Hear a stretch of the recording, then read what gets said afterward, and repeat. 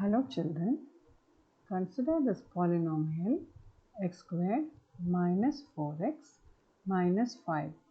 Now this is a polynomial in x, a quadratic, and suppose we are asked to find the zeros of this polynomial. How would we find the zeros?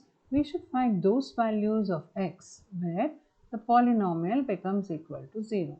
So our solution would be the values of x for which the whole x squared minus 4x minus 5 is equal to 0. So in order to do this, let me express this quadratic equation as a product of these two things. Just to find the values of x, I am doing this. So we'll find the product of these two things where at least x squared is taken care of, because you multiply x into x, you get x squared.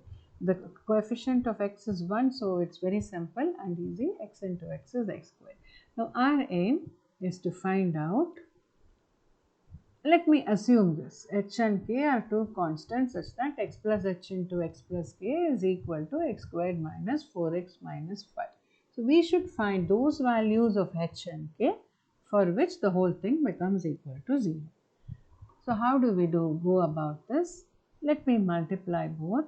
I get x into x plus k plus h into x plus k is equal to 0, right? So on simplification, we get x squared plus kx plus h into x plus hk.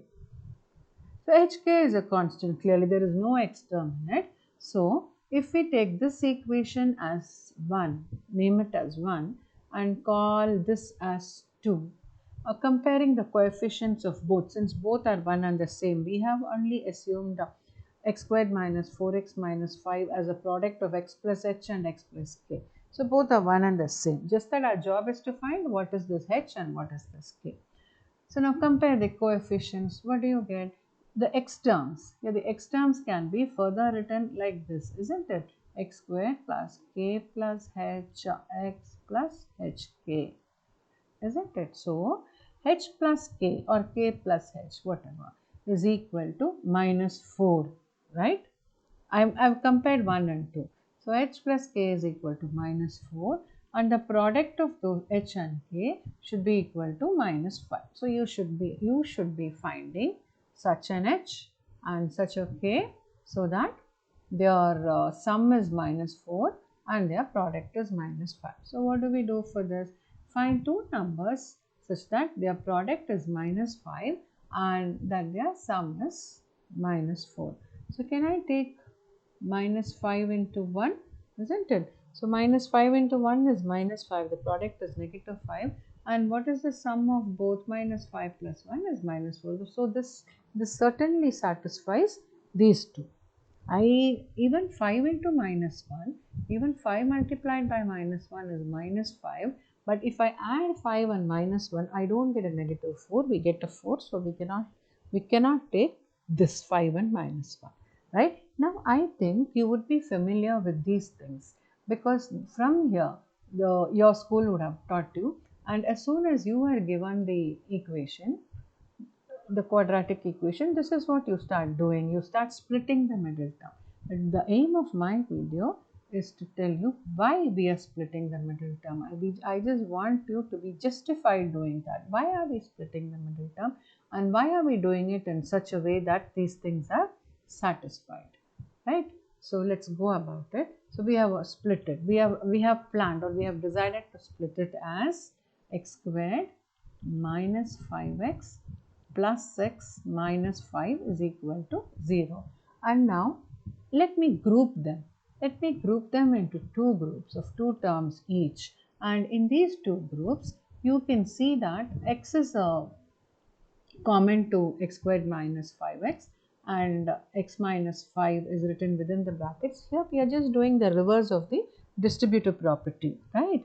And similarly, plus 1 into x minus 5. Now you might sometimes have wondered, why is that there is always a common factor, or is it possible to find a common factor like this x minus 5? Of course it is possible, because that is how we have planned our splitting of the middle term. we have done the splitting of the middle term such that though it adds up to the minus 4x, the product is the constant term. So some factor of the constant term is present in both of these. So now proceeding with what we did, you get x minus 5 into x plus 1 is equal to 0. All these are familiar to you. Now you will do it much better than me, of course. So this says that either x minus 5 is equal to 0 or x plus 1 is equal to 0. So that value of x for which the polynomial becomes equal to 0 is x is equal to 5 and the other one x is equal to minus 1. So 5 and minus 1 are the two zeros of the quadratic equation. I hope you have understood. Of course, this part of it is very easy for you. You would be mechanically doing this always when you are given quadratic equations to solve. But I hope you are justified. You have got a decent justification of splitting the middle term and finding the factors. Thank you. Please mention in the comments if this video is clear to you.